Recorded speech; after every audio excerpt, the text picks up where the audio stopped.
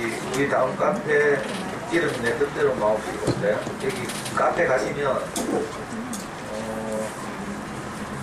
지난 강의들 있잖아요. 수학공부법 같으면 언제 2012년이에요. 저기 자료실인데 카페 자료실 방금 제가 클릭했죠. 자료실 들어가시면 지난 강의 모음 있죠. 호세호치라는 말머리를 달고 보여요.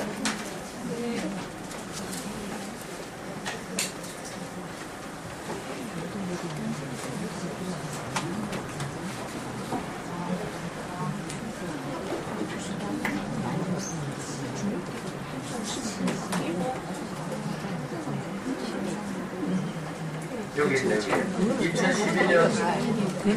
2012년에 수학공부 강의를 하는 게 있으니까 혹시 급하시면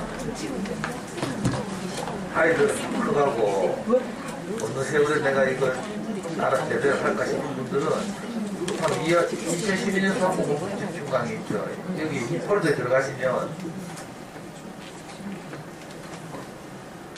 자 이렇게 이 학기에는 우리 금요일이 19번이었네요. 그렇죠?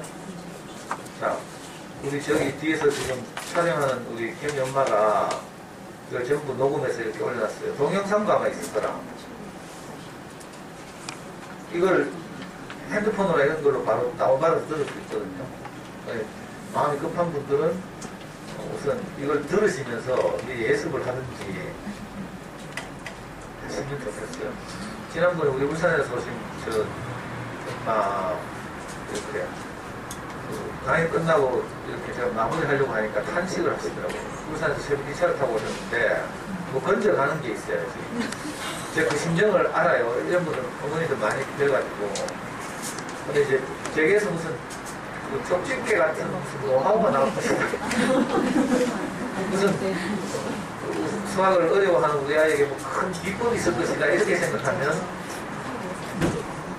저를 돌로 치겠죠.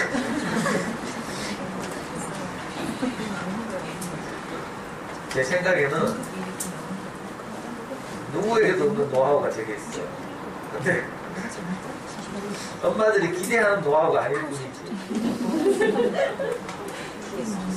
저는 제가 생각할 때 가장 중요한 것을 여러분들에게 소개하고 또 이렇게 알게 하고 싶고 저처럼 아이를 키웠으면 좋겠다 이런 마음이 있어요.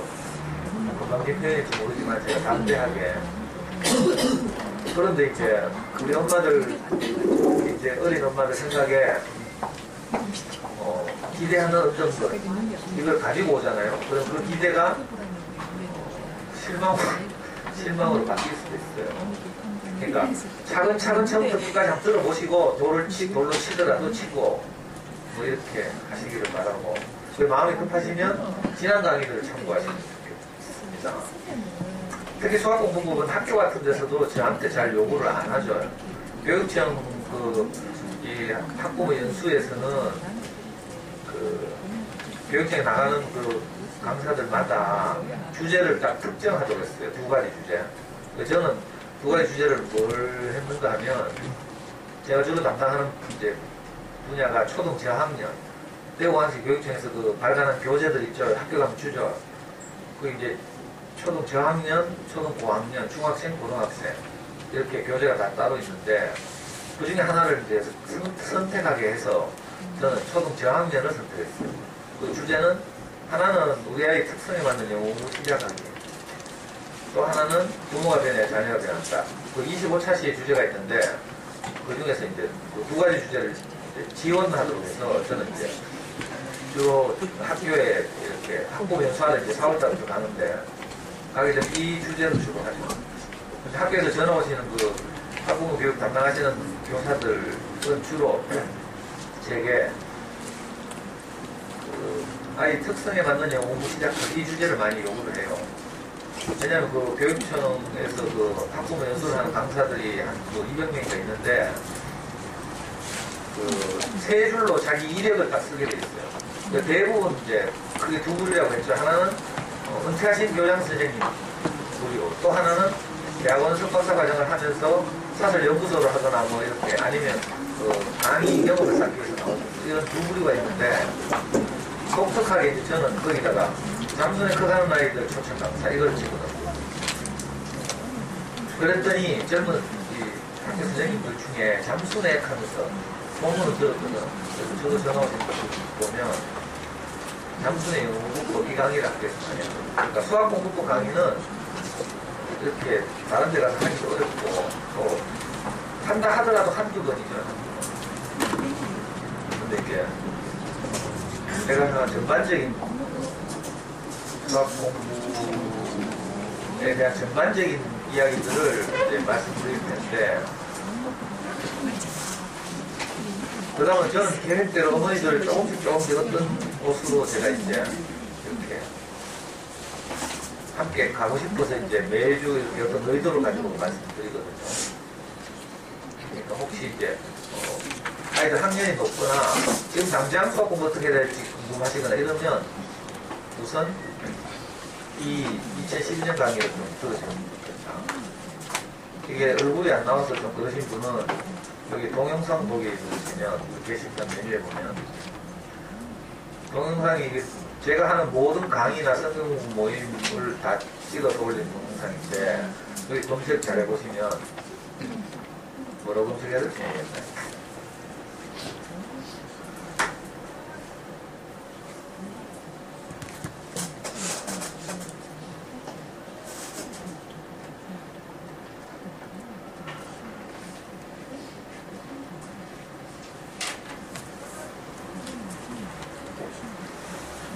혈치라고 검색하니까 하나밖에 없다. 어떻게 된 심판이에요? 네. 우리 동영상 보기에 네. 강의가 혈치를 검색하니까 네. 지난주 강의 하나밖에 없는데 왜 그럴까요? 이제까지 올리면서 혈치라는 말머리를 안 달고 다 올렸단 말이에요. 동영상 강의 몰라요. 저도 봐야 돼요.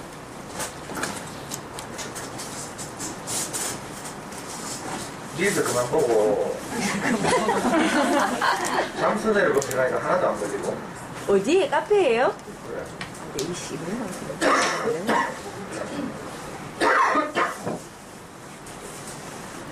카페 저를 검색하는 기능이 있나? 이게 다음에서 시간 지나면 삭제 않아. 몇개 올라왔어요? 지금 다음이에요? 많다는데요? 이거 달로 이거 안 해서 카페 쪽으로 저기 카페인데 안 갔다 안 됐다. 그때 추수는 아니 이거 카톡으로 따로 지금 돼 있는 그래, 저분이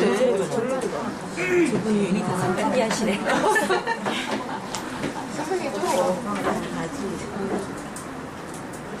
아니 지난 호요지 강의들 올라가 있잖아. 예, 거기, 아니, 어디서 보는데요, 지금? 자료실에.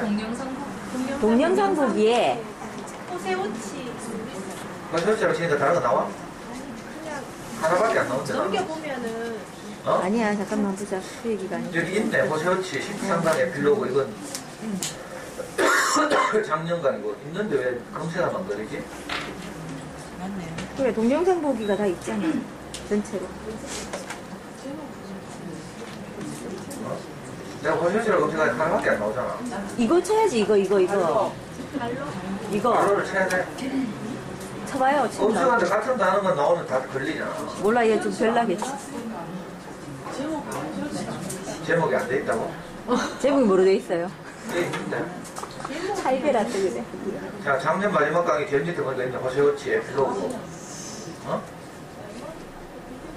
검색을 해야 된다고? 석세에서 안 돼. 검색은 단어만 들어가면 나오는 거잖아. 내가 해보자.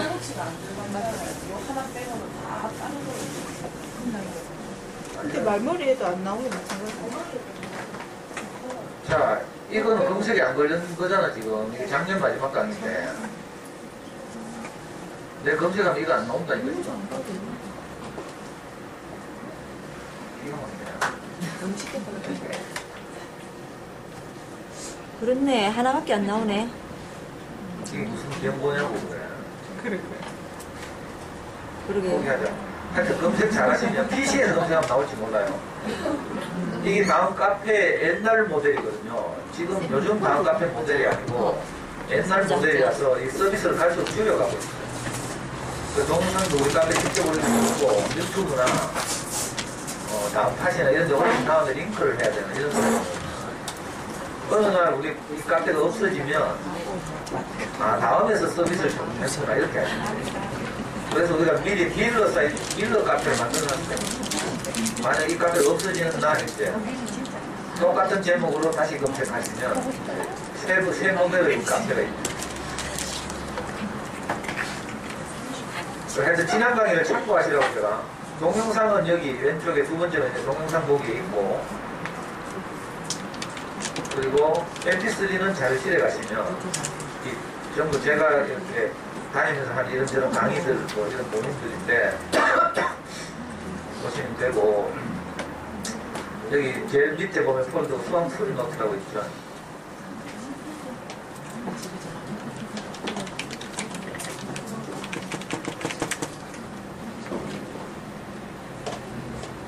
엄마들 들고 와이파이 다 쓰나 왜 안 돼요?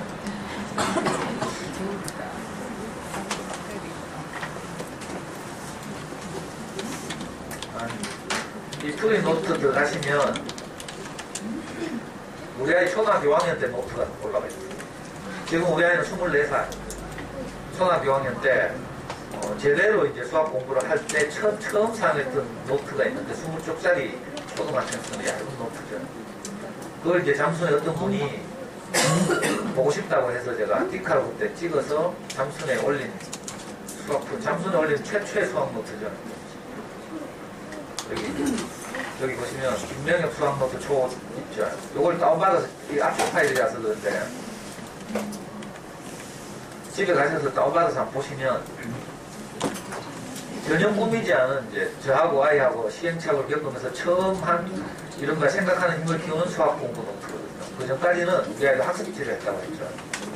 제가 눈 뜨고 나서 이제 5학년 때부터 고등학 대학 갈 때까지 이제 직접 모든 문제를 이제 이렇게 자기 손으로 해결하고 과정을 정리하고 노트로 만들고 이런 작업을 했는데 남에게 보이기 위해서 꾸민 게 아니라서 좀 지저분하기도 하고 그렇지만 하여튼 잠순에 그때 우리 아이 초 때 처음 올리기는 중2 때 올렸어요. 중2 때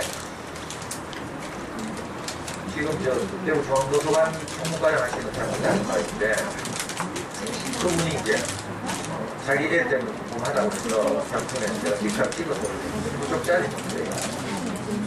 혹시 참 모를까 해서 참고로 하시라고.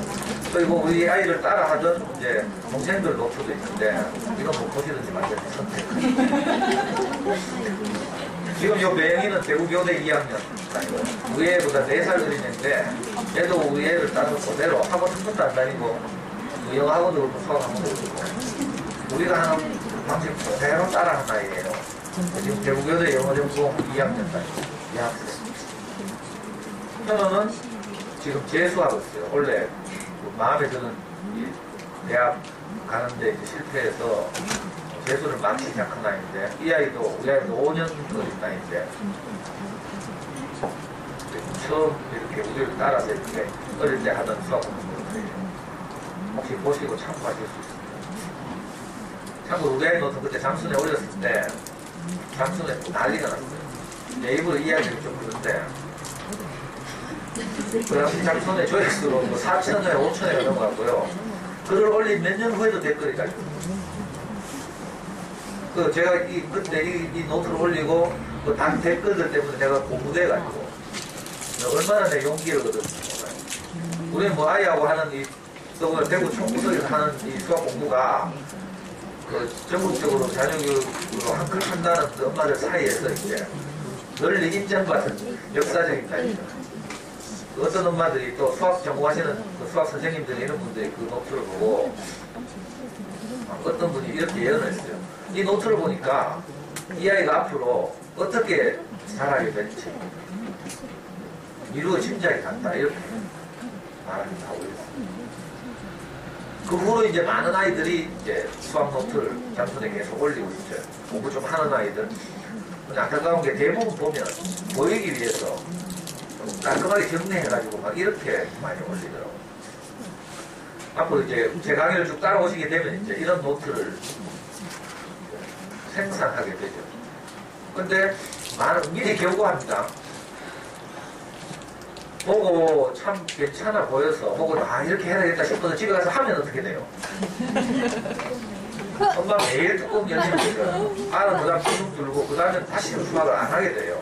그냥 하는 게 아니라는 점을 제가 강조하고 분명히 말했습니다. 실화가 있어요. 실화가 초등학교 1학년 어떤 엄마가 고소연치 와서 지금 한 7, 8년 전에 제 강의를 듣고 집에 가서 초등학교 1학년 아이한테 이 수학노트를 작성하기 시작합니다.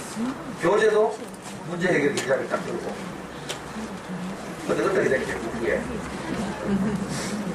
네, 지금 중3이 됐을 그 아이가 완전히 수학에 손 났어요. 무조건 들이대는 게 아니라는 점. 이런 공부를 하기 위해서 어떤 사전 정지 작업이 필요하다. 우리 아이도 4학년에서 5학년 올라가는 겨울 방학 때 이 시도를 하다가 실패했어요. 이 노트가 20쪽짜리인데 사실은 이 페이지 수가 20페이지가 아니고 23페이지인가 이런 노트였어요. 초등학교 가장 얇은 노트. 근데 겨울에 하다가 실패한 게 앞에 두세 페이지가 있어요. 그거 째냈어요. 그래서 남은 게 20쪽이라. 그리고 5학년 여름방학 때 비로소 시작한. 그 전에 안 되더라고요. 미리 구경해 두시라고. 이런 식으로 수학 공부를 하게 되면 당연히 우리가 목표로 하는 수학 공부, 생각하는 힘이 잘하는 수학 공부가 가능하게 됩니다. 오늘은요, 그러니까 마음 급하게 잡수지 마시고 천천히 지구가 멸망하거나 이런 데 전혀 없으니까 천천히. 그리고 어차피 못한 거 한 학기 지난다고 크게 잘하는 경우는 지금처럼 하시면 되고요. 못하는 경우는 엄마들 지금 아무리 해도 똑같아요. 그러니까 천천히 따라오세요. 오늘 이거 생명을 살리는 수학 18쪽. 그래서 마음 급하시죠. 막 교재 이야기하고 공부 방법 이야기하고 이런 걸 요구하시는데 우선요 수학 공부를 잘하게 하려면 몇 가지 전제가 있어야 돼요. 그 전제 중에 우리가 다룰 수 없는 전제가 있죠. 그런 전제를 제외하고 첫 번째 우리가 다룰 수 없는 전제는 뭔가 하면 좋은 유전자. 이건 우리가 손댈 수 없는 거잖아요. 수학적 유전자가 좋으면 잘하게 되겠죠. 수학적 유전자가 좋으면 살림도 잘해요. 수학의 한 그 분야 중에 집합과 분류 이런 단어가 있어요. 집합과 분류를 잘하면 냉장고 정리가 잘 돼요. 우리 와이프는 문과 출신이라 이 집합과 분류가 안 돼. 그래서 냉장고는 항상 가득해요.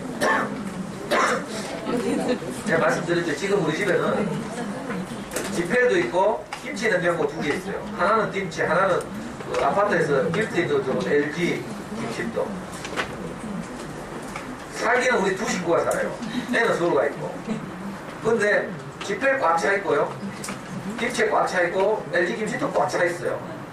저는 냉장고 문을 하나도 안 열어요. 냉물이 없어가지고. 오늘 아침도 가스레인지에 올려있는 동태찌 떼어가지고 거기 밥 말아 먹고 왔어요. 냉장고 열어봐야 김치밖에 내가 먹을게요. 왜 그런지 알아요? 수학을 못해요. 집합, 분류 이걸 잘 못하니까 정리 정돈이 잘 안 되는 거죠. 그래서 우리 집 안방과 주방은 깨끗하죠, 깨끗한. 거실도 마찬가지고 우리 집 사람이 관리하는 공간은 깨끗한. 이 분류, 정리 이게 절대로 안 돼요. 평평한 탁자만 보면 거기에 뭐가 자꾸 떠올려요. 처음에 이사 가면 깔끔하죠. 이 집에 이사한 지 지금 2달도 안 됐는데 그죠? 아주 평평했다니까. 들어가면서 이번에 식탁도 그 아일랜드 식탁? 한샘에서 나온 아일랜드 식탁하고 이거 평평하고 TV 밑에 그 바위도 기본적으로 아파트에서 주는 그죠? 장 있잖아요. 넓은 공간 둘이서 이 공간이면 떡을 칠 것이라고 생각했어요. 근데 지금 어떤지 알아요? 다른 물건을 넣을 공간이 없어. 이 수납이 안 되고 이게 수학적 사고가 부족했습니다. 농담 같죠? 농담 아니에요, 진짜. 수학적 유전자가 있어야 수학 공부 잘하게 됩니다. 이게 첫 번째인데, 이건 우리가 다룰 수 없는 부분이니까 생략하고. 자, 그렇다고 해서 그러면 유전자에 따른다, 이렇게 말하면 이게 운명 결정론이 돼요. 그러니까 후천적인 노력이나 이런 건 아무 필요가 없다는 말이 되고, 이건 좀 모순되죠. 틀린 말이죠. 그러니까 후천적으로 우리가 아이들의 유전자를 막 크게 벗어나지 못하지만, 우리가 유전자, 예를 들어서 그 지능지수가 한 100인 경우에 150 성취를 보이기엔 참 어려워요. 이건 제 강의를 통해서 불가능. 이런 걸 기대하시는 분은 다른 데 가셔야 돼요. 저 경주에 있는 할아버지 찾아가는지, 진주에 있는 어떤 그 용화나 찾아가는지, 지금 자녀국에 관한 유명한 점장이들 있죠. 제가 특히 가장 유명한 분이 경주에 가면 있죠. 경주에 어떤 할아버지는 학원까지 다 지정해 있는데 미술 입시를 하려면 홍대 가려면 뭐 어떤 미술하고 보내 이게 실한지 모르겠는데 갔다 온 분이 가더라고. 또 최근에 들어준 분은 진주에 무슨 용화나 대단한 노력입니다.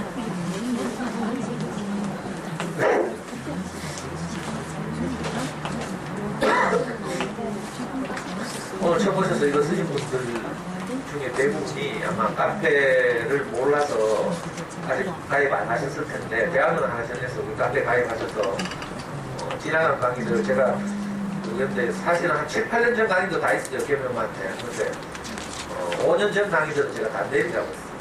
근데 지금처럼 이렇게 좀 그래도 인간같이 강의를 해야 되는데 그때 동물처럼 강의를 했어요. 그냥 부끄럽기도 하고 이래서 많이 내렸고요. 한 5, 6년 전 강의부터는 여기 다 올라와 있어요. 그러니까 영어, 장순의 공부 마찬가지고. 이번 겨울 강의는 안 올렸어요. 이번 겨울은 내가 이런 시도를 처음 해봐가지고 멘토링 하려고 했는데 너무 많이 오셔가지고 멘토링도 못하고 그렇다고 제대로 또 강의도 잘 못하고 막 이랬는데 좀 더 세련되면 이제 다음 내년부터는 올릴 텐데, 장순의 공부법 작년 강의 이런 것도 다 올라와 있죠. 카페에 보시면. 요즘 우리 카페 유튜브에서 검색하다가 유튜브에 장순의 아무리 검색해도 뭐 장순에서 올린 동영상도 없어요. 근데 이제 유일하게 장순의 영어 공부법 뭐 이런 강의를 제가 올려놓으니까, 제가 올린 개명만 올려놓으니까 유튜브로 혹시나 싶어서 검색하는 분들이 전부 저한테 걸려가지고 그 강의 듣다 보고 우리 카페를 소개하고 있거든요. 그래가지고 요즘 많이 들어오세요. 들어오다가 어떤 분은 서울 성북구에 사는 어떤 분은 작년에 김장김치를 담아가지고 우리 집 한 통 보냈다니까. 소금은 뭐 전라도 소래포구에서 나는 소금을 쓰고, 젓갈은 강경젓갈을 쓰고 하면서 이런 경우도 있어요. 자, 유전자를 제외하고 우리가 아이들이 수학 공부를 잘하게 하려면 가장 중요한 것, 오늘 이걸 말씀드리려고 하는데, 여기 배종수 교수가 자기 이제 이야기를 써놨죠. 읽어봤어요. 이 책 샀어요. 사신 분 한번 들어봤어요. 하고 안 사고 못돼요. 외우는데요.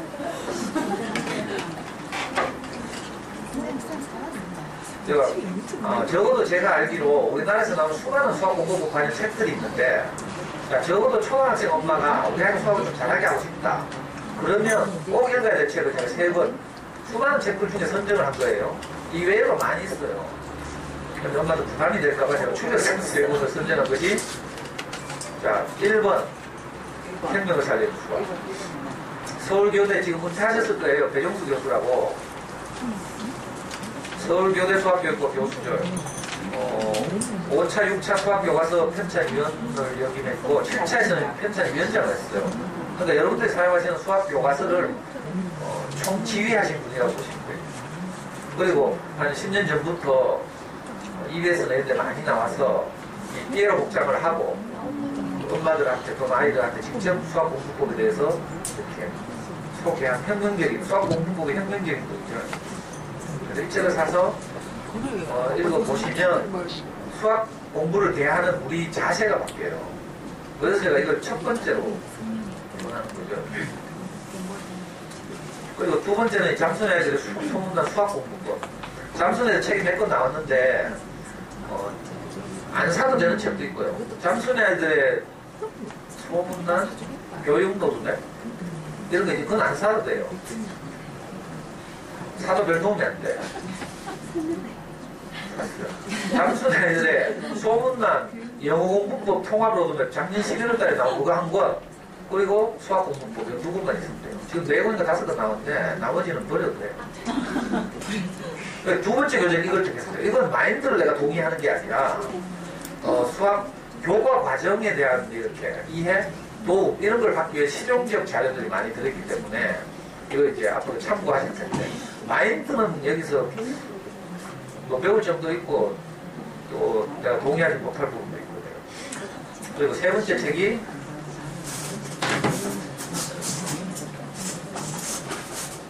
엄마도 꼭 알아야 할 똑똑한 수학 공부법. 이건 아주 얇아서 엄마들이 읽기 좋아요. 이건 이제 그 CMS라는 수학 학원을 창시한 분, 학원이죠. 학원업자인데 유명한 분은 아니거든요. CMS라고 달라요. CMS라고 있는데 이걸 만드신 분이 쓴 똑똑한 수학 공부법. 이 파란 책은 엄마들을 대상으로, 빨간 책은 아이들에게 읽으라고 발간한 책인데 아이들이 누가 읽겠어요? 이것도 꼭 읽어야 돼요. 이건 이제 사교육에 종사하는 분이 직접 우리가 생각하고 있는 여러 가지 수학적 관점에 대해서 지적하고 그걸 이제 우리가 바꿀 수 있도록, 특히 젊은 엄마들 대부분이 수학 공부에 대한 제대로 된 관점이 잘 안 잡혀있는 채로 아이들하고 수학 공부를 하거든요. 유아기 때부터. 자, 그러다 보니까 자꾸 이렇게 실수, 하행 이런 걸 자꾸 반복하게 돼요. 일단 아무리 선한 엄마도 애하고 수학 공부를 딱 해보면 다 뚜껑 열리죠. 해봤어요? 그러니까 보다부터 어떤 아빠가 야, 니 비키면 내가 할게 하고 들어가가지고 엄마가 10분 만에 뚜껑 열린다면 아빠는 5분 만에 뚜껑 열린다. 그러니까 염책. 이거 싫어요. 우리 호실제 강의들 쭉 오셨던 우리 카페 박카스님이라고 있어요. 요 레미안 살잖아요. 진천 레미안인가 월성 레미안인가. 그 엄마가 아빠도 제 강의를 듣거든요. 엄마가 이제 듣고 와서 이야기해주면 다운받아서 아빠도 듣고 아빠가 이제 수학 공부에 이제 나서게 된 거죠. 근데 아빠는 훨씬 더 빨리 듣고 왜 그런가 하면 애가 뭐 문제가 아니고 사실 우리가 문제입니다. 우리 안에 조급함, 불안감 뭐 이런 게 있으니까 또 애가 잘했으면 하는 그런 마음, 깨끗한 기대 이런 게 있는데 아이가 제대로 잘 안 되거든요. 잘 안 되는 아이를 어떻게 잘하고 싶은데 내가 이 아이를 어떻게 잘 도와줄지 몰라. 그래서 신경질 나는 거예요. 그래서 뚜껑 열리고 막 이런 거죠. 내가 잘 알고 여유를 가지면 뚜껑 안 열려요. 문제는 애를 돕고 싶은데 내가 어찌 할지 모르고 설명을 해줘가지고 금방 납득시키고 싶은데 내가 설명이 안 나오고 요 고함부터 나오죠. 이것도 모르나 이거죠. 모르는 거 돕고 싶은데 내가 달리 합리적으로 아이를 이렇게 설득할 말이 없는 거라. 그러니까 우리에서 나오는 말은 야 이것도 모르나 병신아 뭐. 이런 식으로 나도 모르겠다고. 내가 지금까지 들었던 모든 포근과 이렇게 다 나오는. 그러니까 혹시 엄마들 중에 내가 며칠 전 아이가 정신병 아이가 병원 가야 된다 이렇게 생각하시는 분들은 아이 그 정신병 아니다. 혼자 있었는데 혼자 그러면 정신병인 줄 알지. 근데 우리가 다 담과 담으로 가로막혀서 옆집 사정을 모르잖아요. 근데 저는 옆집 사정을 다 알아요. 상담을 하도 많이 하고 저도 해봤고 후배들도 많이 이렇게 해봤으니까 절대 정신병 아니다 안심하시고 모든 집이 그렇다. 이거 꼭 아시고. 그러니까 이제 내만 그런 게 아니니까. 그래서 애들이 수학 공부를 잘하게 하려고 하면 첫째 유전자가 좋아야 된다. 둘째 우리가 컨트롤할 수 있는 부분에서 이제 오늘 배정수 교수의 이 고백을 시작으로 해서 한번 이야기를 풀어나가요. 여기 보면 배정수 교수가 어릴 때 딱 2번 이런 말을 들었대요. 야, 넌 수학 박사구나. 이 말을 2번 들었대요. 평범한 친구였대요. 읽어봐야 되는데, 이거. 내가 지금 이거 읽으면서 한 어느 세월에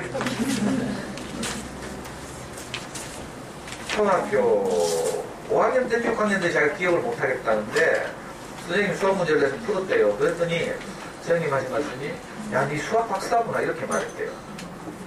그리고 잊어버리고 중학교 갔는데 반에서 한 3등쯤 하는데 선생님이 어떤 수학 문제를 또 내서 중학교 때. 이름도 이제 이렇게 조병세 선생님이래. 아이들 참 좋아하는 선생님이었는데 무슨 문제인지도 모르겠대. 근데 문제를 냈는데 또 얘가 얘 아니구나. 병수 교수가 제일 먼저 맞췄대 그 문제. 그랬더니 똑같이 이 선생님도 야, 이 녀석 수학 박사구나 이렇게 말했죠. 이게 그 아이를 크게 공부시킨 거예요.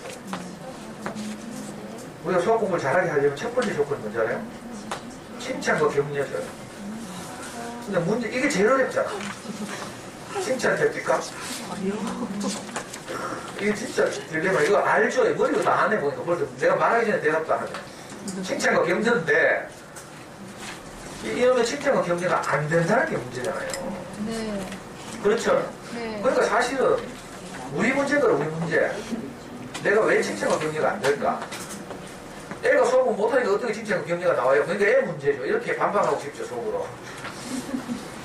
근데 애의 지금 현재 상태는 자기 애 현재 상태는 그 아이 그대로의 모습이잖아요.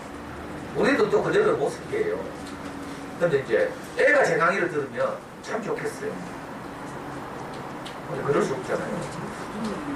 제가 시간만 있으면 수학 공부법 내 무슨 학원이나 이런 거 멘토링 스쿨 이런 거 하나 열어가지고 애들 다 수학 공부 잘하게 합시다. 근데 시간이 없죠. 진짜 안타까워요. 근데 그러면 돈 잘 벌 수 있을 텐데. 옛날에 어떤 분이 범어동에서 오신 엄마들이 뭐야 그 애들 문제를 상담하러 부산에 갔대. 범어동 말고 범어사동 엄마들이 왜 거기 가냐 하니까 거기는 한 번 상담 1시간 상담도 50만 원 내는데 비싸서 갔대. 비싸니까 갔다 와서 동네에 자랑할 수 있는 거죠. 다른 엄마들한테. 그 가면서 저보고 선생님도 좀 돈 좀 받고 뭐 해보라. 그래야 자기들이 마음 먹고 오는데 아니 엄마들은 그런 게 있나 봐. 부담 돈 내면 돈에 대한 이제 그 대가를 받으니까 부담이 없죠.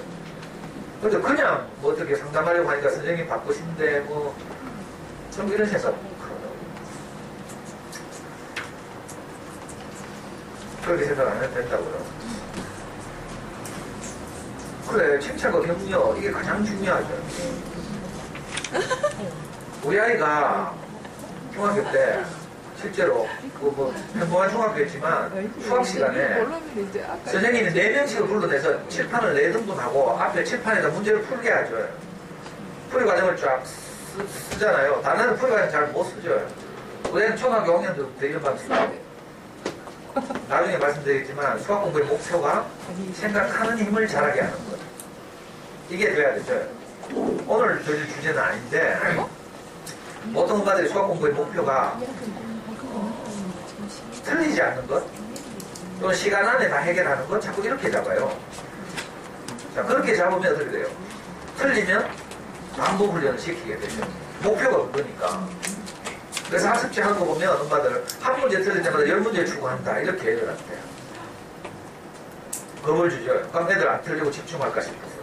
이게 수학 공부 목표가 잘못돼서 수학 공부의 목표는 생각하는 힘을 잘하게 하는 문제 해결 능력을 향상시키는 것 이걸 알아야 돼요. 그래서 결국 짧게 보면 수능 때 고3 수능 때 주어진 문제들을 우리 아이들이 어떻게 잘 해결할까 그런 능력이 준비되는 거죠. 지금부터는 그 준비 작업을 하는 거예요. 그래서 마지막에 되는 수능이 뭐예요? 대학 수학 능력 시험. 여기서 수학은 이 수학이 아니고 매스매티컬이 아니고 대학에서 학문을 배울 이런 뜻이죠.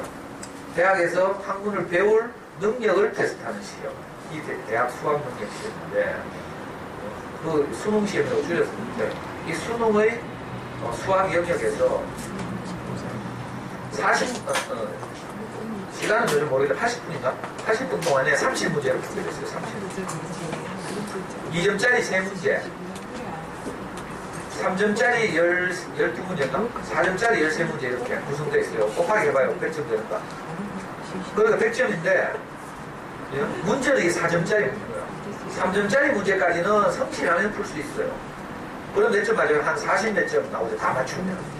자, 나머지 13문제가 4점짜리 문제인데, 이 4점짜리 문제들이 전부 뭐예요? 생각하는 힘이 있어야 풀 수 있는 문제들이죠. 수능 문제를 보면, 그죠? 수능 문제 보면요. 예를 들어 이게 시험지라고 하면 문제가 이 시험지에 이만큼 돼요.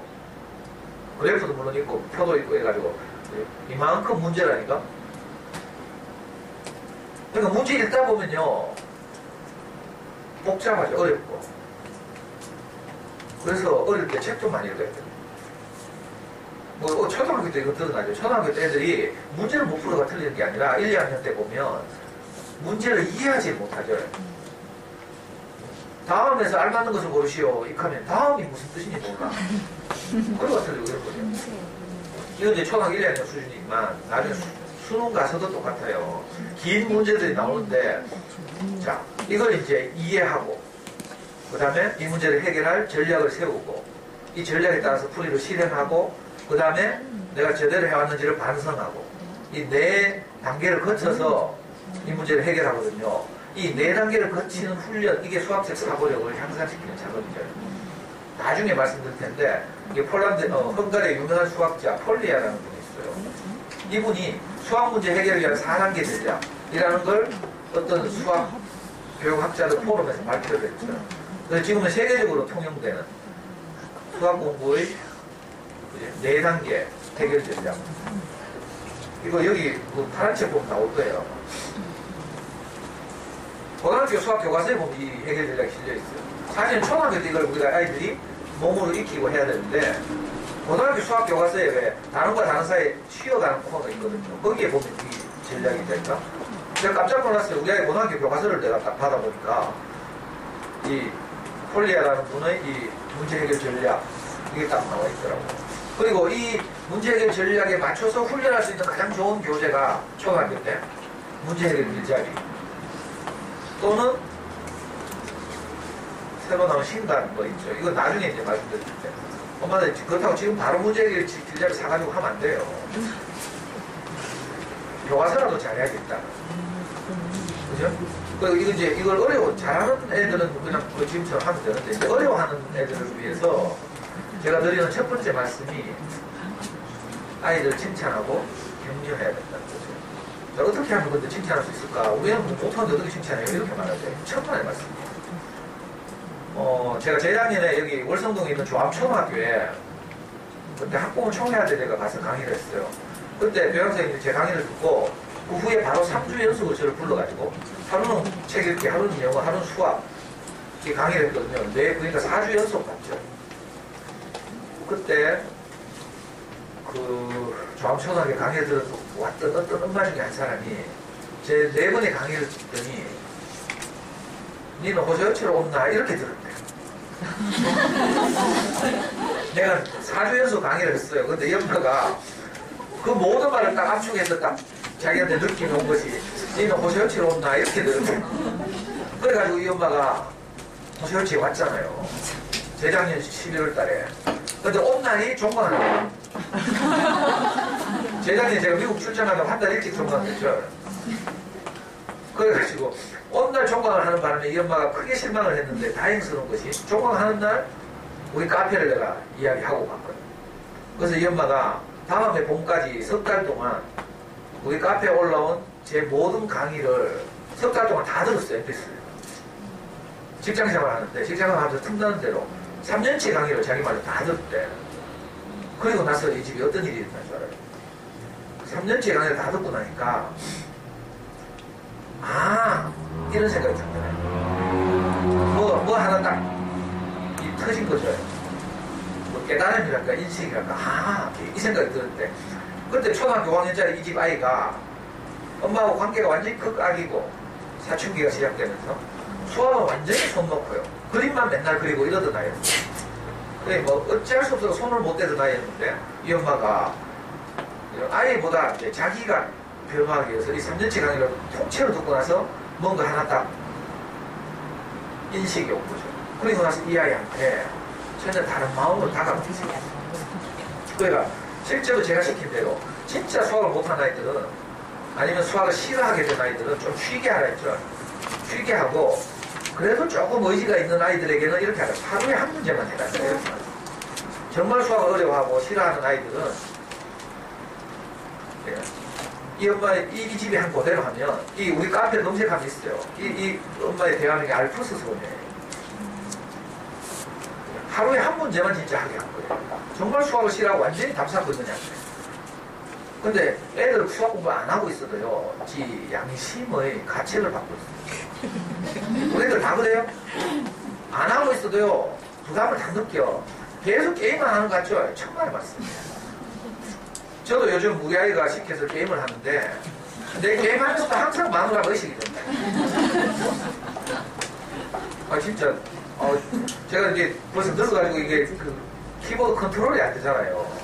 근데 적들하고 싸워야 되니까 막 레이저 날라오면 피하고 이래야 되는데, 어제도 내가 적들하고 강력한 적하고 싸우다가 내가 가진 아이템으로 이 적을 도저히 못 물리치겠어. 젊은 애들 같으면요, 이 컨트롤이 잘 돼가지고 막 피하면서 공격하고 이러는데, 무슨 얘기하다 게임까지 하는 거예요. 애들이 게임을 해도요, 늘 양심의 가책을 받고 있다고. 왜? 우리가 어릴 때부터 늘 들어왔던 어떤 게 있잖아요. 학생으로서의 돈이 뭐 이런 학교에서도 엄마가 뭐 집에서도 다 하기 때문에 아닌 것 같지만 속으로는 다 공부를 잘하고 싶은 거예요. 이게 실화인데, 제가 초등학교 5학년 때 우리 아이 학급에 스승의 날 일일 교사로 대신 갔어요. 우리 아이가 오라 해가지고. 그때 제가 칠판에다가 2시간이 제게 주어져서 공부 잘하는 것이라고 딱 칠판에 적었어요. 그러니까 갑자기 우당탕탕 하는 거랑 막 애들 뛰어다녀.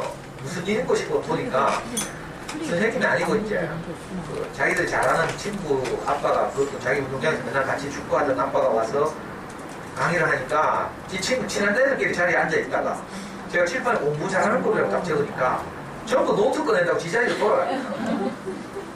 싫어해요. 그때 그 반에, 그 학교 축구는 제일 잘하는데 공부는 제일 못하는 아이였어요. 이름 지금도 기억해요. 철빈이라고. 아니, 그 아이도 노트를 꺼내려 가더라고요. 근데 내가 알았죠. 야, 모든 애들이 속으로는 다 잘하고 싶어 하는구나. 근데 어떻게 해야 될지 할지 몰라. 그리고 또 공부를 좀 하려고 하면 같이 놀던 애들이 비웃어. 니뭐 잘못 먹나? 와크하노? 안 하든지 왜 하노? 뭐 이런 식이죠. 그걸 다 이겨야 되는데 그거 이기기가 쉽지 않거든요.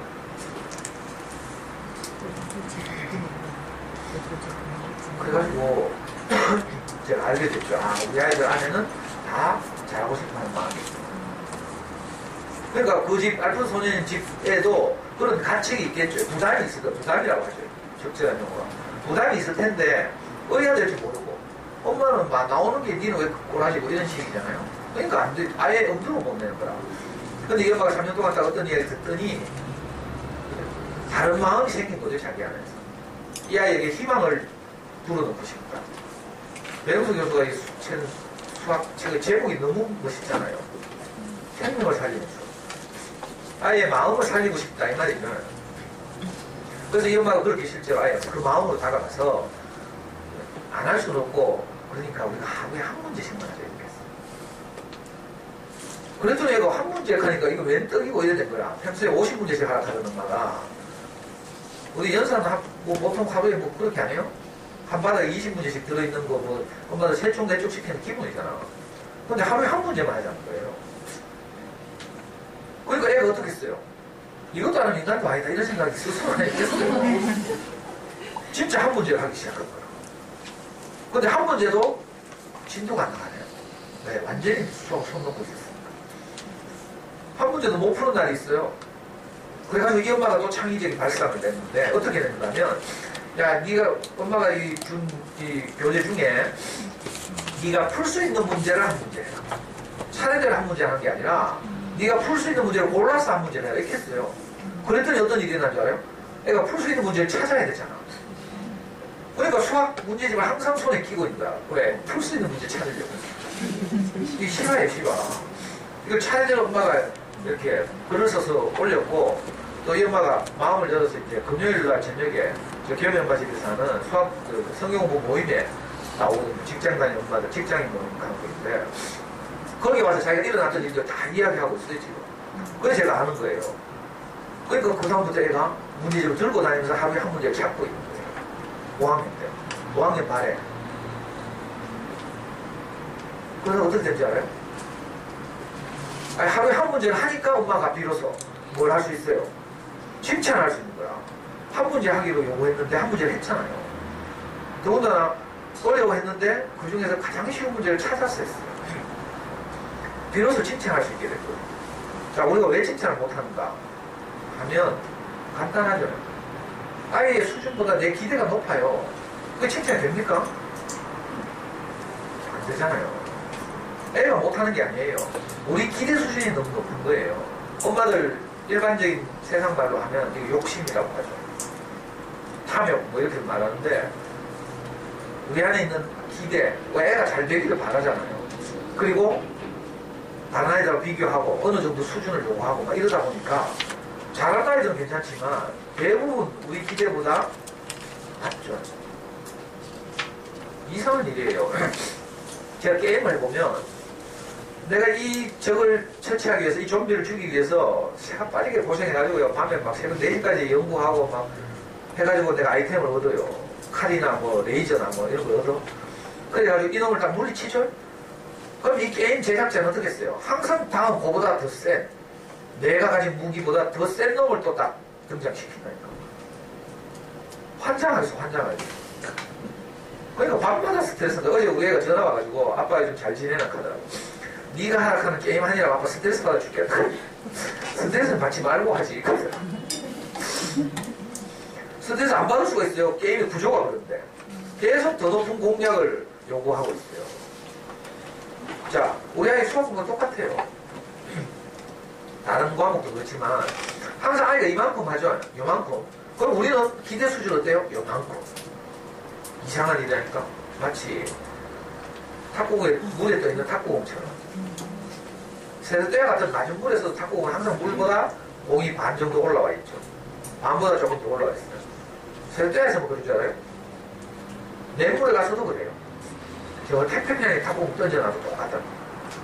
우리가 아이에 대한 기대를 가지고 있다는 것이 탁구공 같아서 항상 아이가 못 미칠 기대를 갖고 있어요.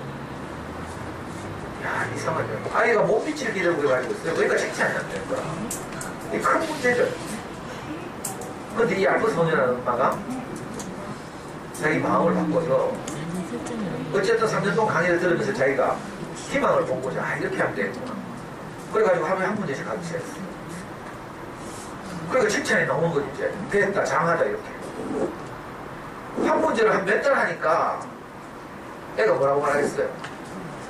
엄마, 나 한 몇 문제 더 하면 안 돼? 자, 이 몇 달을 기다릴 수 있는가, 이게 한 문제를 한 일주일쯤 하면 엄마는 바로 두 문제를 올리고 싶은 거야. 근데 이거 노련해야 돼요. 애를 우리가 잘 다스릴 줄 알아야 되죠. 그러니까 마음으로 그렇게 하고 싶어도 내가 자제를 해야 돼요. 아이 입에서 먼저 나올 때까지. 내 입에서 먼저 나오면 이미 틀렸어. 커버렸어. 또 부담이 돼요. 부담. 하다 보면 한 문제씩 하다 보면요 자신감이 붙어요. 전에는 내가 완전히 손 놓고 있어서 두려웠거든. 애도. 그죠? 어디서부터 손대야 될지 모르겠어. 내가 우리 집 부엌을 보면요 어디서부터 손대야 될지 모르겠어. 근데 우리 집사람이 지금 이번에 고3 담임을 맡아가지고 학기 초에 상담을 하고 하니라고 애들 야자 습관도 들이고 하니라고 맨날 밤 10시에 퇴근해요. 근데 미안하잖아, 고생하는데. 그러니까 내 마음으로 물론 말로도 고생한다 수고한다 하지만 양심이 있지 나도. 그러니까 내가 하루 동안 먹은 그릇 있잖아. 우리 아침에 우리 와이프 먹고 가는 거 설거지 거예요. 그릇이 몇 개 있어요. 그거부터 시작했거든요. 근데 지금 계약하자마자부터 이제 우리 와이프 오기 전에 설거지를 딱 해가지고 이제 그걸 덮어놓고도 물 빠지라고. 그럼 우리 와이프 와서 내를 칭찬해요. 아이고 설거지 오늘 설거지 했네 하면서 진짜로 내 포옹해준다니까. 우리 와이프 기대 수준이 아주 낮았거든. 자, 이럴 수도 있어. 네가 설거지만 했나? 청소는 안 하고? 빨래도 안 걷었네? 뭐 이렇게 하면 이제 끝이 없는 거라. 그럼 맨날 저는 지적당해야 되죠. 어제도 들어오자마자 내가 화장실에서 양치하고 있는데 현관문을 열고 들어오면서 화장실 불 안 껐네. 학교 선생님이다 보니까 항상 지적이 근데 기대 수준이 낮으니까요. 근데 그런 데께 이렇게 설거지 나가고 되게 고마워하더라고요. 그러니까 내가 어때요? 고마워하니까 또 해야지. 그래 지금 계약하고 계속 그냥 저녁마다 설거지하고 저녁 8시면 됐는데 설거지 다 해놓고 이 노련한 거죠. 여러분요 내가 이제 어떤 마음 제가 솔직히 말해서 어떤 마음 드는가 하면 야 이 하찮은 설거지 잠깐 뭐 5분 10분 하는 거 가지고 저렇게 좋아하는 거 보니까 내가 좀 더 도와주고 싶다 이 생각이 들어요. 내가 양심 있잖아 양심. 인간 내면에는요 종교를 가진 사람은 종교의 계율이 우리를 지배해요. 기독교인들 같으면 선하게 살아야 된다고 이런 거 있죠. 이게 지배하죠. 그럼 종교인이 아닌 사람은 어때요? 양심과 도덕이 그 사람을 지배해요. 본질은 똑같은 거죠. 종교적 계율은 뭐 예를 들면 기독교 같으면 10계명이라든지 뭐 이런 게 있을 테고 그죠? 다른 종교는 제가 잘 모르지만 하여튼 종교만이 다 그 지켜야 될 것들이 있죠. 근데 종교를 안 가진 사람과 엉망이니까 그렇지 않아요. 다 자기만의 양심과 도덕으로 자기를 제어하고 살아요. 이게 이제 그 제어 능력, 제어 기제가 끊어진 사람들이 이제 병인 거죠, 병. 예를 들면 중독. 이런 거 이제 제어 기제가 많이 된 사람들이고 정상적이라면 다 이런 게 있거든요. 우리 아이들 안에도 이런 게 있어요. 그러니까 한 문제를 하게 하고 그걸 하는 게 신기해서 칭찬하면 아이들이 저절로 조금씩 향상돼요. 그래가지고 이 아이가 중학교 들어갔어요. 지금 학산중학교 갔어요 원래.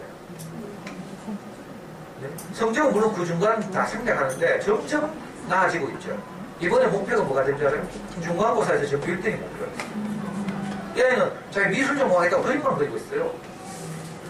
근데 이 엄마가 잠수는 영어도 시작했어요. 초등학교 6학년 때. 그 잠수는 영어를 하고 있어요. 심지어는 이 아이가 사귀고 있는 여자친구도 따라서 잠수는 영어를 해요. 그 두 집이 잘 알고 지내거든. 그 둘이 여자친구가 아주 친한데 남자아이가 하는 걸 보고 남자아이가 보내가지고 여자아이도 따라서 잠수는 영어를 하고 수학 공부도 이렇게 하고 그래 점점 향상돼가지고 아빠가 얘가 뭘 가지고 싶어 한다고 애완동물 뭐? 고양이를 가지고 싶어 해가지고 아빠가 불가능한 목표를 제시했잖아. 네가 전교 1등 하면 고양이 사줄게. 고양이 사주기 싫단 말이지. 근데 그 말을 듣던 애 눈빛이 반짝 빛나더래.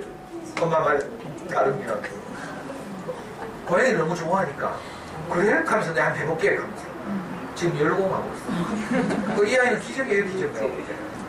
제가 그 지금까지 10년 동안 11년째 온열시에서 강의를 하고 있는데 정말 제대로 들은 엄마죠. 아이의 레벨에 맞게 엄마들이 저를 상담할 때 또는 저한테 질문할 때 대부분 구체적으로 어떤 문제집을 할까요? 시간은 얼마나 해야 돼요? 채점 어떤 방식으로 하죠? 이런 걸 묻고 있어요.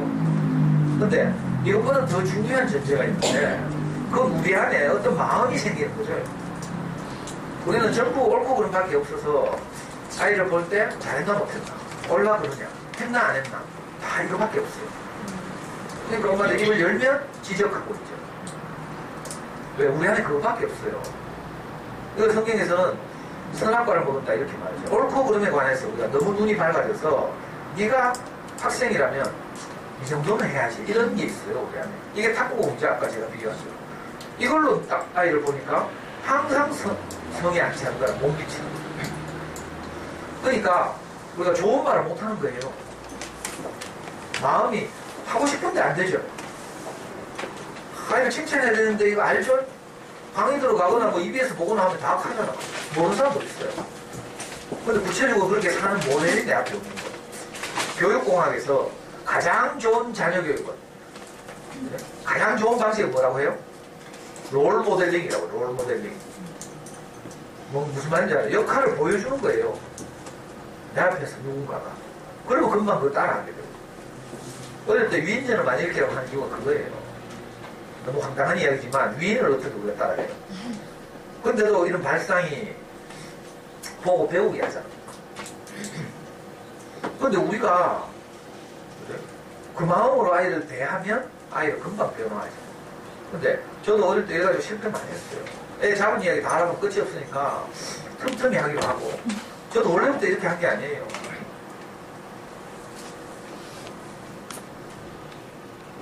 제가 애 잡은 이야기하면 내가 너무 마음이 아프고 속이 상해서 또 울거든요.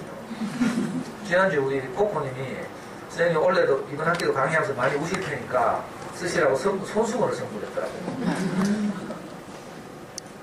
그 강의 첫 학기 시작부터 울면 안 되니까 이 알프스 소녀님에게서 우리가 배워야 돼요. 정말 아이보다 더 낮아져야겠죠. 우리 부모가. 엄마는 이렇게 했는데 이렇게 하면 안 돼요. 엄마는 어려운 환경에서 막 할머니가 뭐 외삼촌 공부시키느라고 엄마는 학교도 안 보내고 이랬는데 엄마가 막 노력해가지고 뭐 방송통신대학 나왔어. 니는 뭐 하는 거야? 뭐 이렇게 하면 안 된다고요. 아, 내가 기가 죽죠. 입지전적인 부모 밑에 자란 자식들이 대부분 기가 죽어 있어. 자수성가한 아빠 밑에 있는 부모들. 왜? 항상 그 이야기 하거든요. 나는 이렇게 했는데 니 뭐하고 이런 식이에요. 그럼 애들이 주눅이 들고 자신감이 없어요. 우리 아이가 자신감을 확 찾는 게 언젠가는요. 내가 자기보다 낮아질 때. 그래서 우리 애한테 아빠는 처음에는 옛날에 어릴 때는 아빠는 임마 집안이 어려가지고 중고등학교도 못하는데 금융고시 해가지고 못하게 왔어. 이런 이야기를 많이 했죠. 근데 나중에 제가 알고 나서 어떻게 했더라. 아빠는 근데 경북대를 갔는데 미달로 갔어. 제 지난 강의 들어보시면 왜 미달로 갔는지 다 나와요. 그랬더니 그다음부터 애가 자신감 얻어가지고 저를 항상 놀리는 거예요. 아빠는 미달로 갔잖아.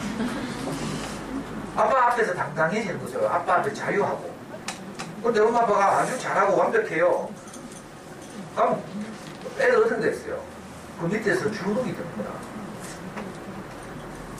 그러니까 우리가 아이들을 잘 키우고 자신감을 불러일으키게 되면 첫째 조건이 내가 작아지는 거죠. 내가 커지는 게 아니라 작아져야 돼요. 그러면 내가 그 앞에 가면 편안하죠. 우리가 사회적으로 어떤 사람들 만나러 가거나 할 때 높은 사람 앞에 가면 어떻게 해요? 주눅이 들어요, 안 들어요? 기가 죽고 조심이 되고 주눅이 들어요. 근데 거북이 많고 이런 사람 앞에 가면 편안하죠. 이 원리예요.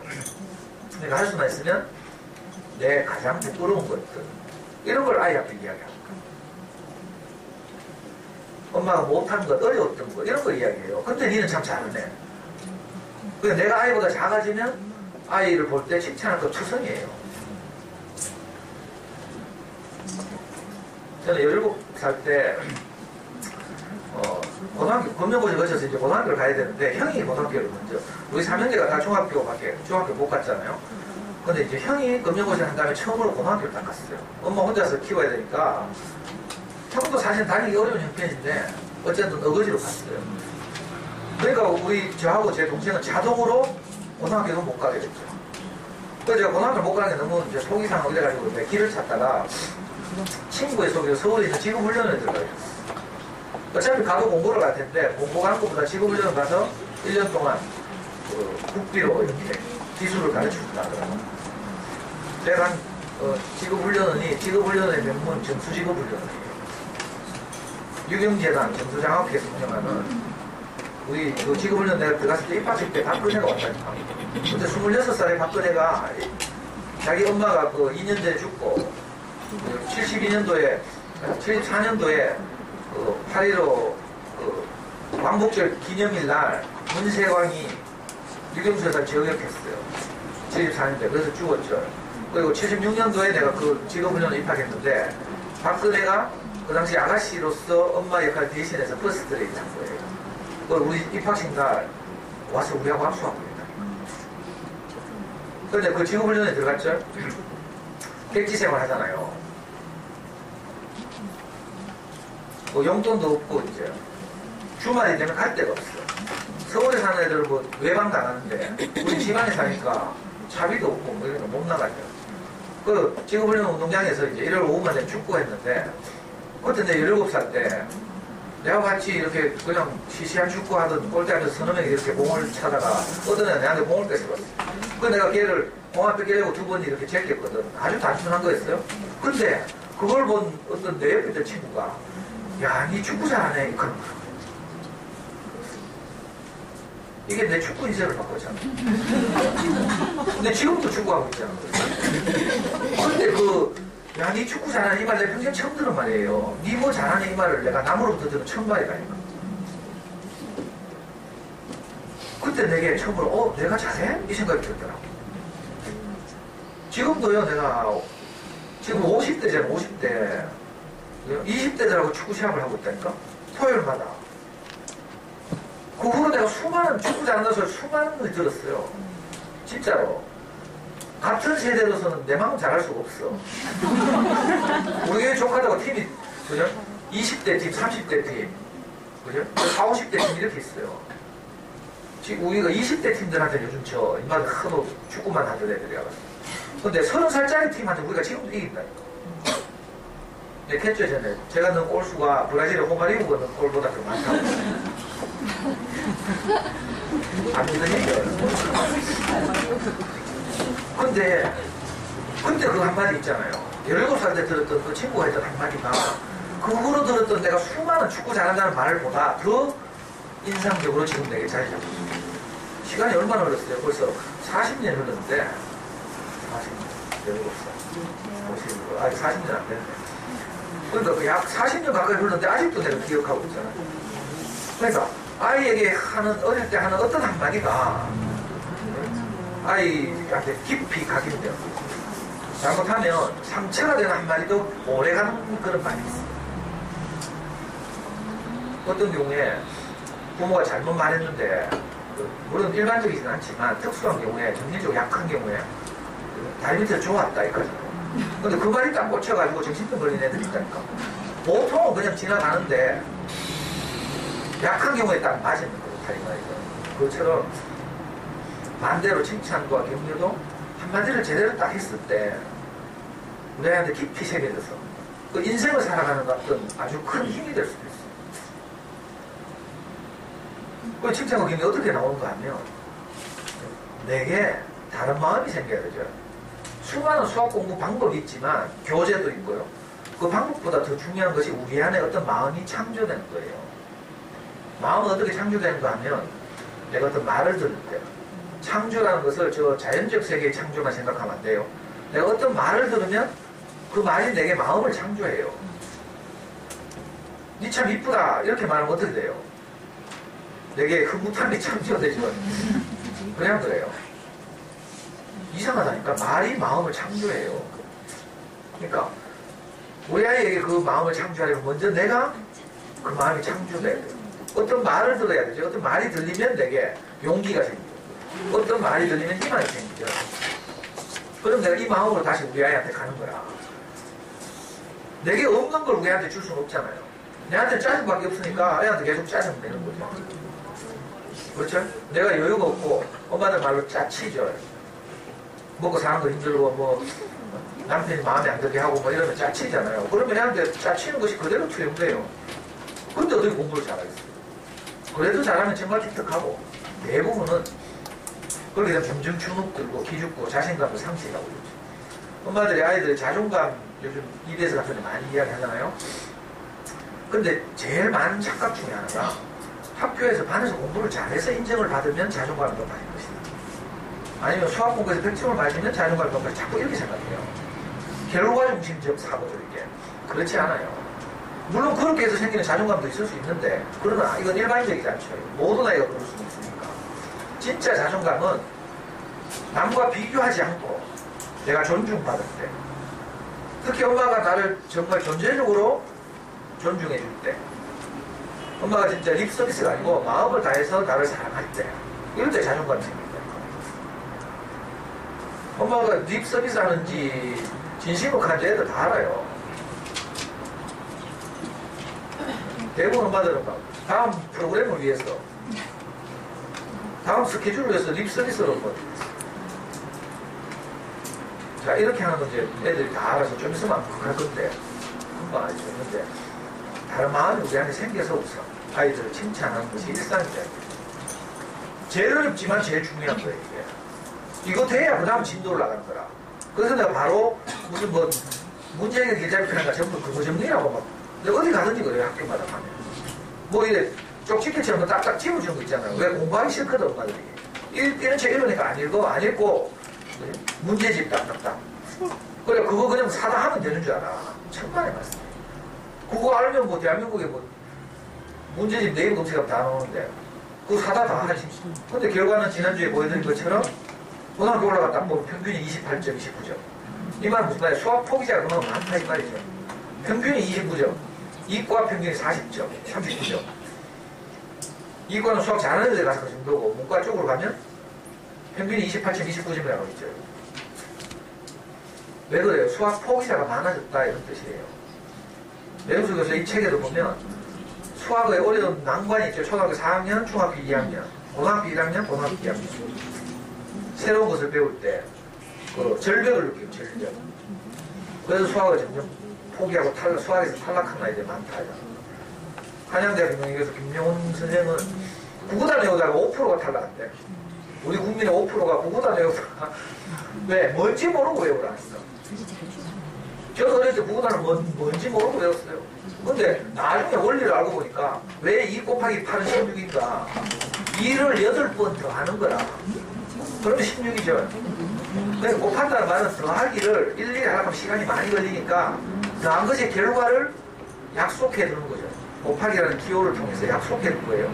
그러니까 2 곱하기 8의 실제는 2 더하기 2 더하기 2 더하기 2 더하기 2 더하기 8번. 이게 2 곱하기 8의 내용이라 아이들이 이걸 알아야 되죠. 그러면 두문구구를 하더라도 이걸 해결할 수 있어요. 생각하는 그 힘을 통해서. 그 어릴 때 애들이 엄마하고 수학 공부하면서 상 밑에 손가락 넣어가지고 그냥 공격하죠. 그러니까 엄마들 자가지고 손가락 확 때리잖아요. 절대 그러면 안 돼요. 이게 구체물을 통한 수학 공부죠. 손가락으로 뽑는 거죠. 그 초등학교 저학년 들어가면 성냥개비 가져오라 하고 산가지나 바둑알 가져오라 하죠. 수학은 구체적인 삶에서 일어나는 여러 가지 현상을 수학적 약속을 통해서 표현하는 거죠. 그러니까 아이들이 구체적으로 해보는 게 아주 좋은 법이에요. 좋은 법. 생각한 힘을 잘하는. 그래서 저는 손가락으로 이렇게 하고 모자라면 발가락도 꼼짝거리고 이게 잘하는 거예요. 근데 엄마들은 이상한 어디서 이상한 기대가 있어가지고 손가락 쓰지 말고 하라고 막 자로 그 손등을 때리다 아프게. 얼마나 아픈데. 손가락보다 훨씬 아픈데. 이게 구체물을 사용하는 수학이에요. 이게 익숙해지면 더 이상 안 쓰게 되지, 애들이. 아직 안 익숙하니까 쓰는 거죠. 그러니까 우리 기대 수준을 낮추고, 어려우면 어떻게 해요? 아이의 수준보다 우리가 더 내려가서, 이건 모든 공부에 이제 책 읽기도 제가 그렇게 하나 했어요. 자, 책을 좋아하게 하려면 애가 읽기에 쉬운 책을 고르라고 했어요. 글씨 적고, 그림 많고, 이걸 계속 읽으면 어떻게 돼요? 애가 자신감이 생기죠. 그래서 나중에 이게 읽기에 자신감이 생기면 어떻게 해요? 엄마 좀 글 많은 거 좀 이렇게. 이번 겨울에 우리 잠수의 영어를 하면서 중국반 했잖아요. 12시에. 중국반 엄마 중에 우리 아파트 사는 라발림이라고 있어요. 애가 셋이야. 제일 큰 애가 초등학교 4학년. 밑에 애가 애기죠. 유학. 4학년 안 와봤어? 3학년이야? 그래, 2주 전에 묻더라고 저한테. 애가 책 읽기 싫어해요. 이 학생인데. 어떻게 할까요? 물어요. 그래서 제가 엄마가 읽어줘 보세요. 마음을 다해서 읽어줘 보세요. 이렇게 말했어요. 책임에 가서 제가 이야기한 적이 있죠. 마음을 다하는 책 읽기. 그 책 읽기가 정말 뭐 지식 나무랭이를 집어넣는 책 읽기가 아니라 우리가 아이를 얼마나 사랑하는지를 표현하는 그런 책 읽기를 해보라고 했는데 이 엄마가 그 말을 듣고 가서 그 3학년짜리 아이를 정말 옆에 이렇게 뭐 무릎에 눕혔는지 어쨌는지 모르겠는데 마음을 다해서 그림책을 읽어줬다. 쉬운 책이거든요. 그랬더니 이 엄마가 그걸 해보더니 너무 감동을 받아서 그 카페에 글을 짧게 남겼어요. 이 아이가 생전에 안 하던 짓을 하더라고요. 자기가 책을 다 읽어주고 난 나한테. 애가 엄마한테 오더니 진심으로 엄마한테 뽀뽀를 하더라고요. 엄마 사랑해. 왜 그런지 알아요? 이 아이가 지 밑에 동생이 둘이나 낳았잖아. 뭐 정신과 의사들이 말에 따르면 동생이 태어나는 것은 남편이 척 들이는 거하고 비슷한 난이도의 충격이라 하더라고. 그러나 동생 생기고 나서부터 엄마는 또 어떻게 해요? 큰애를 존재적으로 보지 않고 니는 크다. 그러니까 니 혼자 해야지.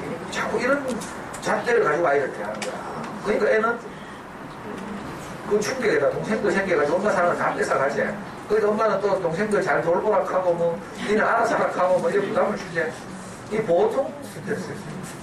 그러니까 대부분 큰애들이 애전 결핍이 시달리죠. 애전 결핍. 근데 오랜만에 이 엄마가 그림책을 읽어주면서 자기 마음을 표현했겠죠. 그러니까 애가 너무 좋아가지고 엄마 저 엄마 사랑해서 못 보냈다. 현재는 그런 일을 안 한다 이렇게. 이게 우리한테 시사해 주죠. 뭐예요? 우리가 낮아져서 집집마다 아이의 사정 다르고 자녀들의 숫자 다르고 엄마 성격 다르고 애 기질 다르고 집안의 문화 달라서 제가 여러분들한테 쪽집게처럼 일일이 뭘 말해줄 수는 없어요 사실. 근데 엄마들 안에 어떤 마음이 생기면 이런 경우에는 이렇게 하고 저런 경우에는 저렇게 하는 일이 가능해져요. 예를 들어서 엄마들 아주 귀한 다이아몬드 목걸이가 하나 생겼어. 복잡한 지하철 탈 때 이게 다이아몬드 목걸이를 딱 해가지고 남들 보이게 하겠어요? 그럼 당장 날치기 당하죠. 그러니까 엄마들이 알아서 이걸 안 보이겠다고 핸드백에 집어넣든지 뭐 하겠죠. 근데 엄마들은 모임에다 가가지고 안전한 곳에서 어떻게 할까요? 꺼내서 막 우리 신랑이 이번에 생일날 결혼기념일날 다이아몬드 선물했어. 이거 하겠지. 이거 누가 시켰어요? 친구들한테 가서는 꺼내서 자랑하고 지하철에서는 꼽을 쳐라. 이거 누가 시켰어요? 저절로 생기는 거예요. 저절로. 우리 아이가 이럴 때는 이렇게 하고 저럴 때는 저렇게 하는 것이 내 안에서 저절로 나와야 되죠. 이 마음이 생기면 이게 저절로. 그러니까 엄마들이 자꾸 이렇게 물론 답답하니까 그렇겠지만 매뉴얼을 요구해요. 어떻게 할까요? 이렇게 할까요? 저렇게 할까요? 자꾸 이렇게 물어요. 그럼 제 대답은 엄마 하고 싶은 대로 하세요. 결국 물으면서 꼭 지 하고 싶은 대로 하니까 자기가 원하는 대답 안 해주면 다음부터 안 온다니까. 그러니까 할 수 없이 원하는 대답 해야 돼. 내 마음은 그렇지 않지만 근데요 좀 시간이 걸리더라도 어떤 말이 계속 내게 들려서 내 마음에 아이를 살리고 싶은 그죠? 이런 마음이 내게 생기면 그 다음부터는 어떤 일이 벌어지는가 하면 자 구체적으로 내가 누구한테 묻지 않아도 이런 경우에 내가 이렇게 하면 아이가 살고 이런 경우는 저렇게 하면 아이가 살아요. 어떤 때는 공부를 열심히 하라고 말해야 되고 어떤 경우에는 공부 그만해라라고 말해야 돼요. 공부를 열심히 해라가 정답이 아니라 너무 성적에 집착하고 막 뱃살이 있어가지고 막 중간고사 때문에 되면 스트레스 받는 이런 아이들 있어요. 전교권에 있는 아이들 보면 이런 아이들은 좀 쉬라 이렇게 천천히 가자 이렇게 말해야 돼요. 그렇죠? 공부를 해서 열심히 해라 이게 정답이 아니라 아이를 살리기 위해서 이럴 때는 좀 쉬자 이렇게 말해야 돼요. 그 마음이 우리 안에 생겨야 되는데 제 이번 학기 강의 목표가 이거예요. 엄마들 쭉 들으면서 따라오면서 이 마음을 가지고 그죠? 수학 공부 커리큘럼을 짜고 또 아이하고 함께 시도해보고 이래야 되죠. 자 그러면 아이가 따라올 수도 있고 정말 기적 같은 일들이 일어날 수 있어요. 그런데 나는 여전히 그런데 네 노하우 말해봐라. 그러면 다 죽어요. 우리 애가 제가 처음에 초등학교 5학년, 중학교 2학년 때부터 본교에서 강의를 했는데 근데 저는 이런 거 모르고 우리 아이가 수학 공부 잘하는 비법을 쭉 소개했잖아요. 그때 뭐 수소고에서 얼마나 넘어왔는지 호설치 이 좁은 여기보다 더 좁은 장소였는데 80명이 왔다니까. 한 학기 동안 1년 동안 80명이 와가지고 어떤 데 있잖아요. 신문지 깔고 앉고 저 뒷방 저런 데 있잖아요. 모임하는 방 저런 데도 호키 앉고 막 심지어는 문 바로 뒤에 있잖아요. 책 진열인데 저기도 앉고 맞아요. 수학 공부 노하우를 많이 했다고. 근데 한 학기 동안 1년 동안 듣던 엄마들이 밀물처럼 말이에요. 도보동에서 기대하는 그런 이야기가 아니거든. 그때요 많은 아이들이 죽었어요. 자살했단 말이 아니라 우리 애가 하는 교재를 딱 적어가지고 다 그거 시키는 거야. 그건 어떻게 다 전멸이지 전멸. 우리 애 중학교 때 A급 수학이라는 교재를 가지고 온 거예요. 대한민국에서 가장 어려운 교재. 웬만해도 이거 하면 다 죽어요. 거기는 인간으로서 풀 수 없는 문제들이 수북하거든요. 인간의 창의성을 가지고 못 푸는 문제들이 수북하다고요. 근데 이거 A급 수학 적는다? 저거 가지고 다 가져요? 야 이거 하니까 수학 공부 잘한다더라. 그거 집중하다 목소리 나는 거지.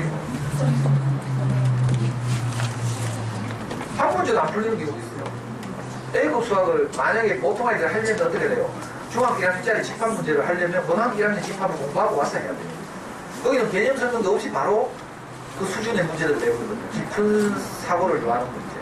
그러니까 생각하는 힘이 정말 잘 자란 아이들은 생각하는 힘으로 고등학교 수학의 공식 같은 게 없어도 해결이 돼요. 대부분 애들은 못하죠. 그 애그 하다 보면 안 되면 어떻게 해요? 선행하러 가야죠, 선행하러. 고등학교 선행을 해서 다시 중학교 걸 해야 돼요.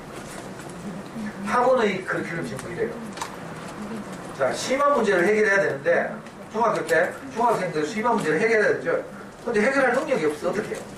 그러니까 고등학교 공식을 배워오는 거야. 고등학교 개념을 배워와서 중학교 문제를 해결하는 거야. 이게 학원의 선행학습 커리큘럼이에요. 그래서 선행학습 군집법 국회 통과한 거 알아요? 그러니까 수학 공부에서 특히 선행학습이 아주 망치는 거죠. 먼저 배워와서 미리 푼다. 덧셈이 되는 걸 빨리 하기 위해서 곱셈 알면 빠르잖아요. 빠르긴 한데 문제는 원리를 모르는 거예요. 여기는 진짜 어려워요. 자, 오늘 이 사례가 참 많은데 그죠? 애한테 용기와 희망을 주는 수학 공부 이걸 하려면 내가 아이들을 칭찬할 수 있어야 하고 칭찬과 격려가 되려면 내가 아이보다 낮아져야 된다. 작아져야 된다. 내가 작아지려면 나는 낸데 이런 마음은 절대로 할 수 없어요. 제가 만나보니까 저도 옛날에 정말 나는 낸데 하는 게 있었거든요. 그리고 내 위에 사람들은 안 그런 줄 알았어요. 뭐 날 쓰고 사는 동네 아줌마들이 뭐 나는 낸데 할까 내 이런 생각했거든요. 근데 막상 한 분 한 분 만나보니까 모든 사람이 똑같은 생각을 하고 있어요. 어쩌면 그걸로 자기를 지탱하고 사는 거니까 나는 낸데 이런 거 있죠. 아이 앞에서 나는 낸데 하면 내 자랑 내 내 경험 이런 걸 가지고 아이를 대하게 되면 나도 모르게 아이에게 변기를 그게 참 어려운 거예요. 그러니까 제 지난 강의들 쭉 들어보시면 엄마들이 하는 말이 이상하게 보세요. 처음에 자꾸 힘이 빠진대요. 젊은 엄마들이 전이를 불사르려고 오잖아요. 한번 잘 키워버리라. 자녀교육에 대해서 뭔가 좀 눈이 떠진 다음에 내가 한번 한 칼 해버리라. 자, 이렇게 온다고. 그런데 제 이야기를 들으면 자꾸 힘이 빠져요. 힘 빠지는 거 싫은 분은 저한테 안 오면 돼요. 저는 여러분들의 힘을 주는 게 아니라 힘을 빼고 있어요. 엄마들 힘이 너무 넘쳐가지고 문제거든. 이 힘을 주체할 수 없어가지고 애한테 막. 그러니까 내가 힘이 빠져야 돼. 내가 힘이 어느 정도까지 빠져야 되는 거 아니야. 나는 정말 아이를 사랑할 수 없구나. 내게는 아이를 사랑할 어떤 마음도 없구나. 이걸 알 때까지. 아이를 사랑하는 거 같죠? 사실은 제대로 알고 보면 나를 사랑하는 거죠. 내가 아이를 사랑하는 것 같은데 나를 사랑하는 거야. MP3를 들고 하루 내가 아이한테 하는 말들을 다 녹음해보라 했어요. 왜냐면 휴대폰 기능 뛰어나니까 휴대폰에 녹음 기능 켜놓고 하루 딱 두라니까. 그래서 내가 하루 살아보고 나중에 또 내가 하는 말이 아이를 살리고 있는 말이 한마디라도 있는가. 혹시 있으면 정말 그 엄마는 훌륭한 엄마죠. 저는 해보니까 천연적인 저로서는 내가 아이를 살릴 말이 하나도 없어요. 내 입에서 나오는 모든 말은 아이를 잡는 말이에요. 지적하는 말, 질책하는 말. 그래서 애들이 무슨 말을 하든지 엄마의 잔소리를 듣잖아요. 애들이 다 그렇게 들어요. 이제 사춘기가 시작돼봐요. 모든 엄마의 말은 잔소리가 돼요. 이게 소통이 안 되지, 그러니까. 이런 방식으로 지금 커서 아이가 사춘기가 되면 다 이런 벽에 부딪혀요. 그래서 어떤 아이가 저한테 와서 상담할 때 엄마하고 같이 있는 데서 하는 말이 엄마 화장실 간 사이에 솔직히 말해봐라 그러니까. 솔직히 말하면 저 엄마가 들어오는 발자국 소리도 듣기 싫다니까. 애들이 가끔 엄마 어디 서울 가고 그러면 얼마나 좋아하는 줄 알아요? 뭐 우리 애는 엄마를 기다릴 거 애하고 있지 전부. 그 엄마 안 오면 막 전화하고 이러지. 엄마 언제 와? 하면서. 그게 막 엄마 찾는 소리인 줄 알아. 엄마 올 시간 계산하는 소리인 줄 모르고. 우리 모이면 이제 허준이 강의 듣고 있는 애가 중학교 3학년짜리가 있어요.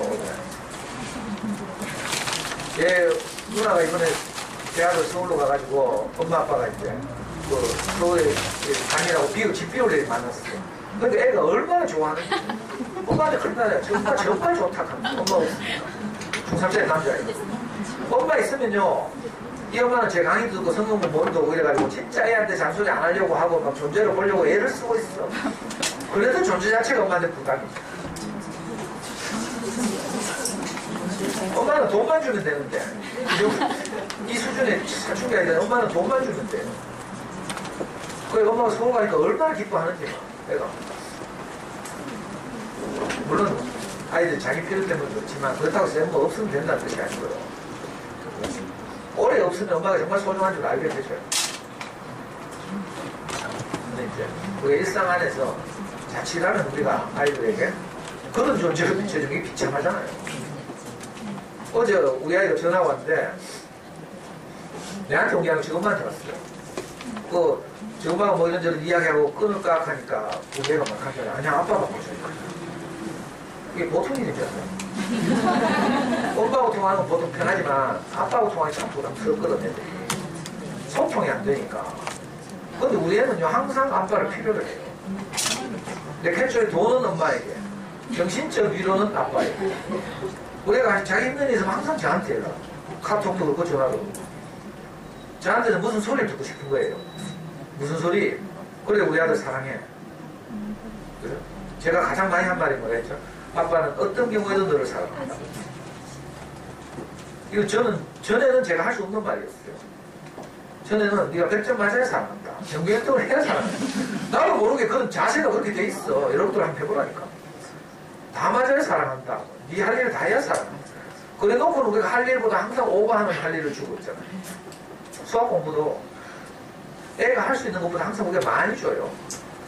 그래서 애는 못하는 거라. 그리고 질질 끌고 있죠. 한 문제만 하락해봐. 왜 질질 끄는 거? 근데 한 100문제 하락하니까 아이고 이거 어느 세월에 하고 가서 노나 어느 세월에 해결하고 게임하나 이런 거 하니까 아찔하잖아요. 그러니까 아이들 살리는 수학 공부를 하려면 유전자를 우리가 바꿀 수는 없지만 우리가 아이에게 용기를 불어넣을 수 있어요. 네. 그 알프스 소년의 이야기를 통해서 여러분들이 영감을 얻었으면 좋겠어요. 우리 아이의 수학 성취 정도는 아이마다 다 달라요. 그러니까 집집마다 잘하는 아이는 잘하는 아이대로, 못하는 애는 못하는 아이대로 내가 창의적으로 이걸 잘 살아내야 되죠. 잘 집안의 형편과 사정에 맞게 이 알프 소년의 마음을 우리가 변형해서 살아내야 돼요. 그러면 집집마다 기적이에요. 학원 하나도 안 가도 돼요. 우리 애는 학원 한 번도 안 다녔어요. 여기 아까 노트를 쓴 영이나 이런 애들 다 그렇거든요. 영어는 뭐 잠수들 하니까 물론 안 가도 되지만 수학은 가야 되지 않습니까? 참 많이 봤어요. 오늘은 어떻게 우리가 아이들을 칭찬할 수 있는가에 대해서 말씀드리겠습니다. 제 지난 강의를 들어보시거나 아니면 우리 이번 학기 강의를 쭉 따라오시다 보면 우리 안에 그런 마음이 생겨요.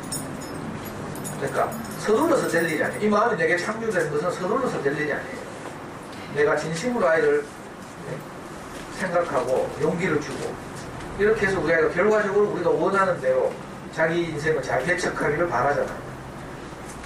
그러려면 역설적으로 우리가 지금 늦춰야 돼요. 한 시간만 하려고 했는데